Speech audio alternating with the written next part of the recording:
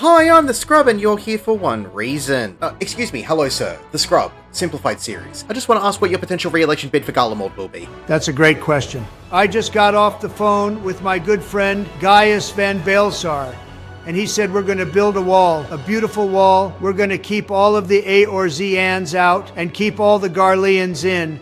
Alamigo has always been a part of Garlemald, always has been and always will be. This wall is going to be the most beautiful wall you've ever seen. Also, Gaius van Baelsar without a mask is a gorgeous man, beautiful man. The eyes on this man. He's just such a wonderful and beautiful Garlean. Time to learn about Baelsar's wall. Simplified.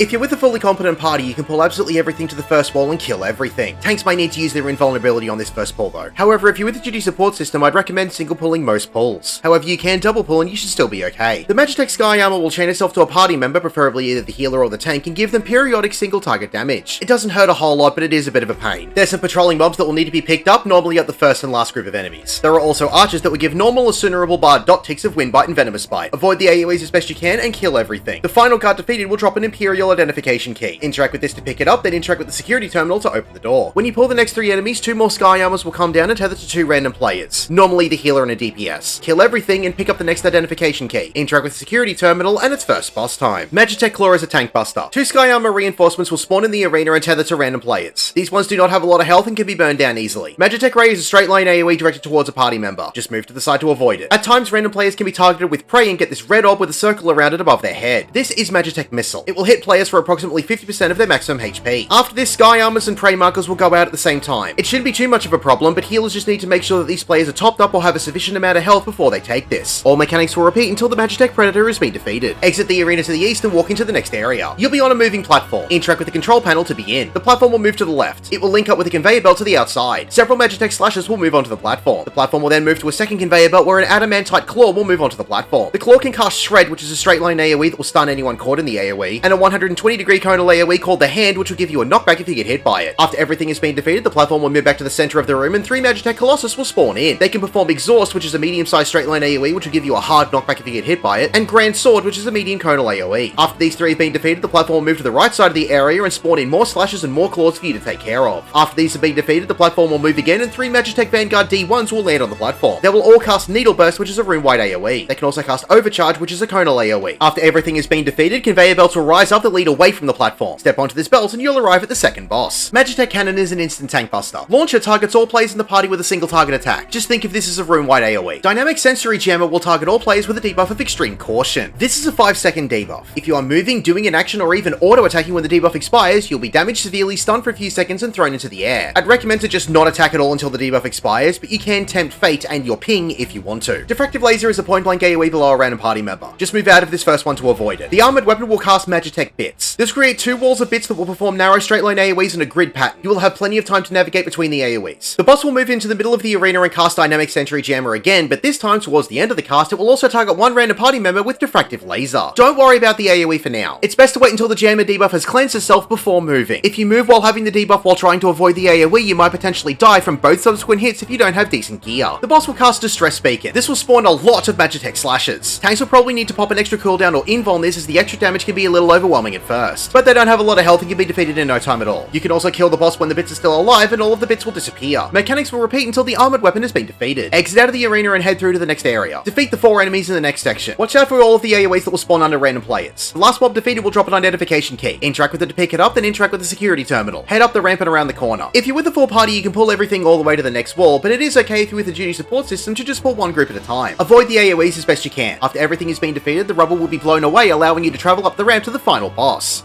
This f***ing cunt. The Griffin will cast Beak of the Griffin, which is a room-wide AoE. It will begin to cast Flash Powder and wants a staring contest indicated by this red eye. Look away from this or it will stun you for a few seconds and give you an Assunerable Accuracy down debuff. He will then jump to a random point in the arena and turn in to face the middle. He will cleave the rest of the arena with the move Sanguine Blade, leaving the safe spot to be quite small. You do have plenty of time to get to this safe zone, so try not to panic when this comes out. Claw of the Griffin is a tank buster. The Griffin will put his sword in the air and start casting the move Lion's Head. 9 flaming swords will crash down to the arena on the 8 main compass points and 1 in the middle, creating a small room-wide AoE for each one. After all 9 have landed in, he will finish casting Lion's Head, which is a big room-wide AoE. All 9 swords will become targetable and get a medium-sized AoE around them and start casting Corrosion. We are going to target and destroy the middle sword. This will give us the maximum amount of safe zone in the arena by only destroying 1 sword. While we are destroying the sword, the boss will have another staring contest of Flash Powder. Just look away from the boss or be between the boss and the sword while attacking the sword. One party member will get a red marker over their head and the Griffin will start casting Big Boot. When the cast finishes, the player will be knocked back a considerable distance across the arena. You will have a decent amount of time to get back into the middle and avoid the rest of the AoEs going off. Then he will dash again while the AoEs are exploding. Make sure you've got him targeted or focus targeted so you're aware of where he's dashed to. Following this, the healer will be targeted with crosshairs and the boss will cast Restraint Collar. This will chain the healer up with the debuff Fetters. The chain will then slowly start casting Restraint Collar. If this cast finishes, the healer will instantly die. You just need to target the chain around the healer and break it in order to free the healer. It doesn't have a lot of health and can be broken easily. From here, mechanics will repeat until the Griffin has been defeated. Congratulations, you have beaten Baelsar's Wall.